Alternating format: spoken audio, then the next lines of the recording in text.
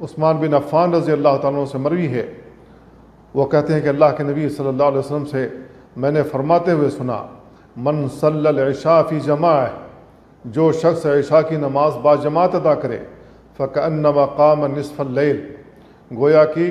اس نے آدھی رات قیام کیا۔ ومن صلی الصبح فی جماعہ، جو شخص فجر کی نماز جماعت کے ساتھ ادا کرے، فکأنما صلی اللیل کلہ، گویا کہ اس نے پوری رات نماز پڑھی ہے۔ اس کو امام مسلم نے، ابو داؤد نے اور امام ترمذی نے روایت کیا ہے۔ تو اس حدیث پر آپ غور کریں، اللہ کے نبی صلی اللہ علیہ وسلم بیان فرما رہے ہیں کہ عشاء کی نماز جو شخص جماعت کے ساتھ ادا کر لے، گویا کہ اس نے نصف رات قیام کیا، آدھی رات قیام کیا ہے۔ آدھی رات تک کون قیام کر سکتا ہے؟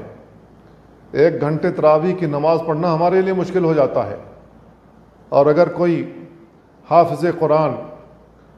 ترتیل کے ساتھ قرآن پڑھے تراویح کی نماز میں، تو لوگ شکوے کرنے لگتے ہیں کہ ذرا جلدی پڑھائیے تاکہ جلدی نماز ختم ہو۔ تو میرے بھائیو، یہ ہماری صورتحال ہے، جبکہ اللہ کے نبی صلی اللہ علیہ وسلم نے اس حدیث میں بیان فرمایا ہے کہ جو شخص عشاء کی نماز جماعت سے پڑھ لے، گویا کہ اس نے نصف رات قیام کیا ہے، اور جو شخص عشاء اور فجر دونوں جماعت سے پڑھ لے، گویا کہ اس نے پوری رات قیام کیا ہے۔ اللہ کے نبی صلی اللہ علیہ وسلم نے یہ فضیلت بیان فرمائی ہے ان دونوں نمازوں کی، لہذا ہمیں ان دونوں نمازوں کا اہتمام کرنا چاہیے۔